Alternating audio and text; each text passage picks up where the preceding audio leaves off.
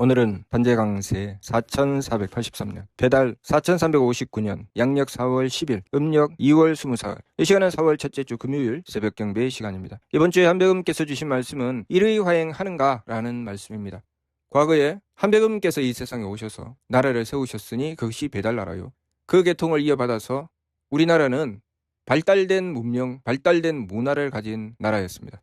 강대국이었죠. 그러한 강대국이었던 나라가 무너지게 된 것은 일의 화행을 하지 않았기 때문이었습니다. 다시 말해서 한백음께서 이 세상에 오셔서 베풀어 주신 가르침, 하늘길을 열고 하나님을 모시는 그 말씀을 받들지 않고 엉뚱한 것을 쫓아서 제 마음대로 달리면서 그 강성했던 나라가 무너지기 시작했던 것입니다. 백제가 망하고 고구려가 망하고 신라가 망하게 된 그 이유, 그것은 일의 화행을 하지 않았기 때문이었습니다. 그랬기 때문에 고구려가 망할 때 대조영께서는 교문경전을 품에 안고 말갈 땅으로 도피하여 발해라는 나라를 세우셨습니다. 발해를 세울 때 3일 신고를 기준으로 발해를 세우고, 그래서 오늘날 우리가 받들고 공부하는 이 3일 신고의 말씀은 발해에서 감추어 전하신 말씀입니다. 고구려가 망할 때 다시 그 나라를 세울 수 있었던 힘, 망한 나라의 장수가 발해의 임금님이 될 수 있었던 것, 발해의 황제가 될 수 있었던 것은 오로지 3일 신고를 받들었기 때문입니다. 일의 화행했기 때문이죠. 그래서 3일 신고 예찬 말씀을 적으신 발해 고황제께서 내가 큰 전통 이어받아 밤낮으로 조심하건만 앞이 가리고 가달에 잡혀 어찌하면 벗어나리요. 향불 피우고 꿇어 읽으니 새 길이 이에 밝아지도다. 비옵나니 묵묵히도와 타락하지 말게 하시옵소서. 라는 3일 신고 예찬 말씀을 남기셨습니다. 발해 시대에 지난 수많은 세월 동안 이 3일 신고가 나무로 된 책과 돌로 된 책으로 전해졌지만 그것이 전쟁하고 그것 때문에 불타고 없어졌던 그 역사 때문에 이 3일 신고를 지키고 보존해야 되겠다. 그래서 하느님께 빌고 빌어서 백두산 법원단 돌집 속에 감추었습니다. 원래는 발해 영복각에 있던 3일 신고였죠. 이 발해 영복각에 있던 3일 신고와 신사기를 백두산 법원단 돌집에 옮겨서 감추었습니다. 그리고 영원히 없어지지 않도록 하기 위함이다 라고 하였습니다. 그 일을 하신 분이 발해 대문정이죠. 대문정은 발해 고황제의 손자입니다. 그리고 그렇게 감추어졌던 교문경전이 훗날 조선이 망하는 시기쯤 고종 황제가 등극한 그 시기에 백봉신사께서 천하를 철안하시고 하느님께 10년을 도천하여 비신 다음 얻으신 것이 바로 백두산 법원단 돌집에 감추어졌던 신사기와 3일 신고였습니다. 이 신사기와 3일 신고를 얻고 당군교 포명서를 백두산 대숭전에서 거행하였습니다. 당군교 포명서를 발표하였죠. 그렇게 하고 이 명을 받들 일을 찾아서 3일 신고와 신사기를 전해주셨으니 3일 신고와 신사기를 전해 받으신 분이 바로 나철 홍암대종사였습니다.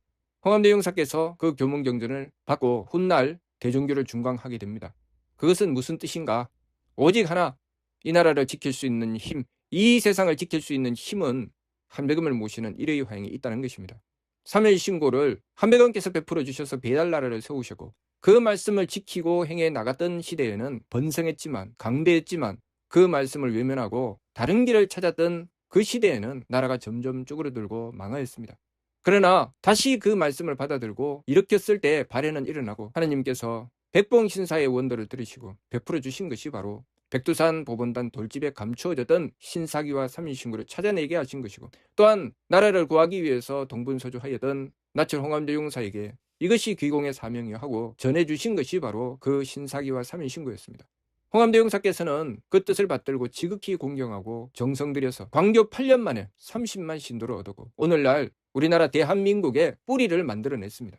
오늘날 우리가 당군의 자손임을 자처할 수 있었던 것은 홍암대종사께서 그 뜻을 받들어 대종교를 중광했기 때문이었습니다. 과거에 조선시대 선비들은 우리가 기자의 자손이라고 주장했습니다. 그러나 백봉신사께서 찾아낸 그 신사기와 3일 신고 그리고 홍암대종사께서 그 뜻을 받들어 베풀면서 우리가 누구의 자손인지 우리가 어떤 계통을 이었는지 그리고 우리가 지켜야 될 것이 무엇인지 분명히 밝혀주신 것입니다.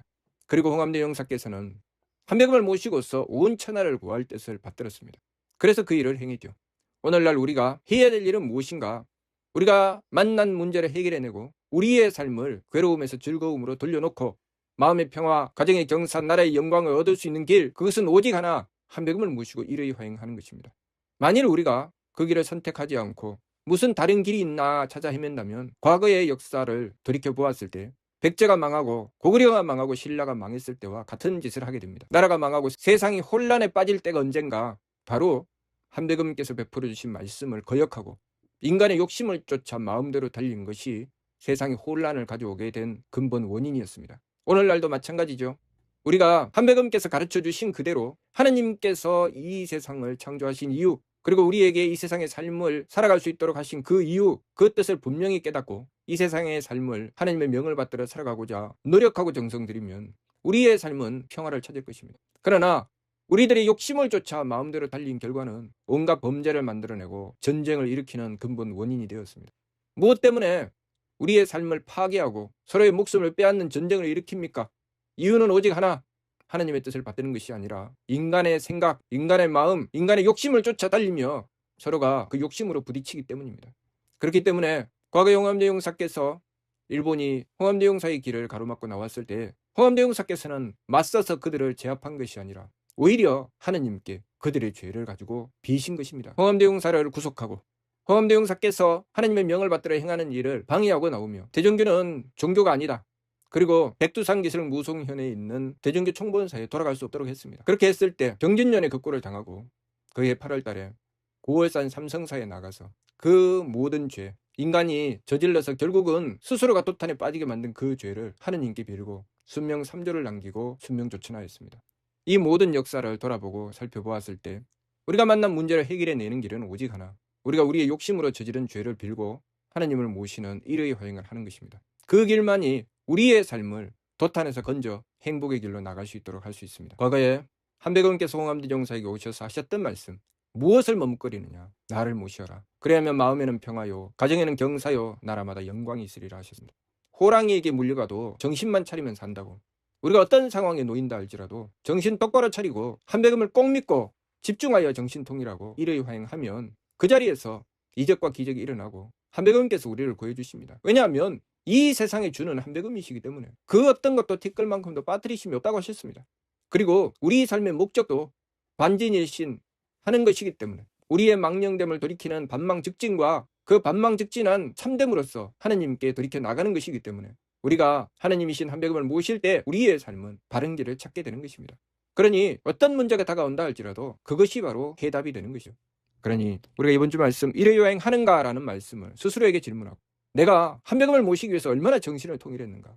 정신을 통일하기 위해서는 내가 고유한 물처럼 욕심물결을 가라앉혀야 됩니다. 지감 주식 금촉으로 욕심물결을 가라앉히고 오로지 한배금을 모시겠다는 한 뜻, 그 한 뜻을 확실히 세워서 깨닫는 문이 넓게 열림을 얻어야 됩니다.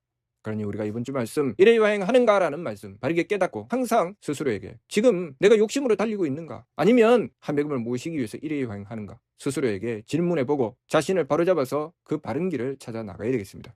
이번 주 말씀 일회여행 하는가 무슨 뜻인지 이해가 됩니까? 마치도록 하겠습니다.